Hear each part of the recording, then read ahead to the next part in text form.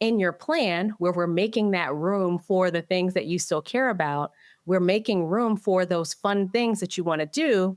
You set that money aside in a separate account. You know that it's already planned for and that your bills are still going to be paid. You're still going to be able to save or pay off debt or whatever goal you want to hit. But now I've got this money that I can spend however I want to. So that's why I love the fun account.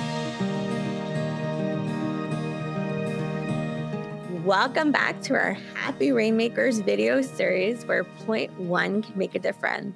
I'm really happy to be joined by Rho Thomas today. She coaches lawyers on their personal finances.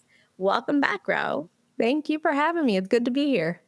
So I hope you've seen her other clip. She was talking about how to figure out what you're spending your money on, how to figure out what actually matters to you.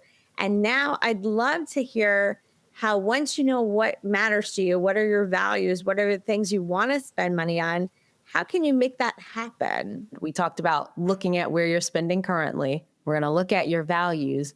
Now we're going to compare where you have been spending your money to those things that you value to make sure that they line up.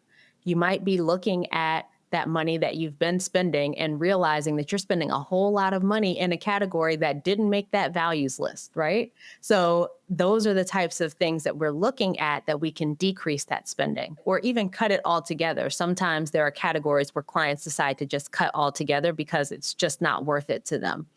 There also might be, though, categories that do align with the values, right?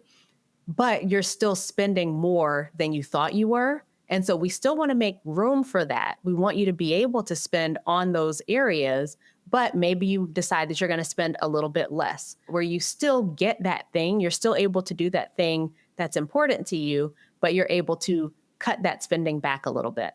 So that's how we are creating your plan. And it's important to start with where you're actually spending versus just pulling numbers out of thin air. So when you start with the numbers of what you're actually spending now, you can create a plan that's realistic for you, but you're tweaking it a bit to make sure that you're cutting down that spending that you don't care about or cutting down those areas where you're spending more than you want to be.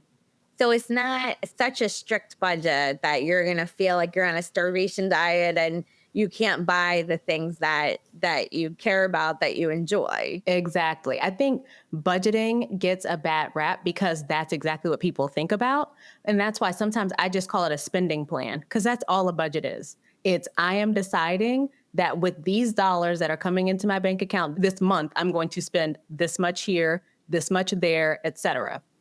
You're just creating that plan for the money that's coming in. And like you said, we're still spending on things that are important to us. One of my favorite ways to do that is the fun account. So we have these fun money accounts. It started from my husband and me spending on things that we each cared about, but that the other person didn't care about. And so to kind of solve that issue, we decided that we would each get a set amount of money each month. It's, almost an allowance of sorts, if you will, where we can spend it, no questions asked. It comes out of our joint account. It goes into separate accounts for each of us. And so if you want to go out to eat, you want to do this, you want to do that, if I want to buy this and then go here, it's not impacting our family finances. And so that has been really helpful for us. But then for some of my clients who don't manage money with a partner, they've started doing fun money accounts for themselves so that they are spending on fun and it's not impacting their main bills, their priorities, their goals, right? So they've got this separate account that's just for their fun spending, and they know that they can spend it. Because let me say, the worst thing is when you go and you're spending, I'm shopping or I'm going to this place or doing this thing, and then you feel guilty afterward.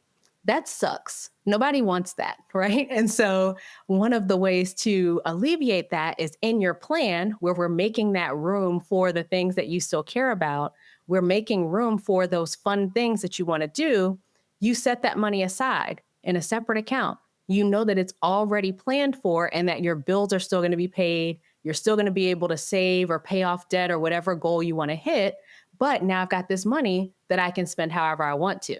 So that's why I love the fun account. That sounds like such a great idea. I think that everybody who's listening to this would like to have some control over their spending, but are afraid that it's going to be too stringent and no fun at all. So, having an account to do those things guilt free is such a nice way of looking at it. Do people ever save that fun money over a period of time to like take a trip or buy a bigger purchase? Or is it something that they spend every month? So I have talked before about how, in the course of my husband and I paying off a bunch of debt, I made my first luxury purchase.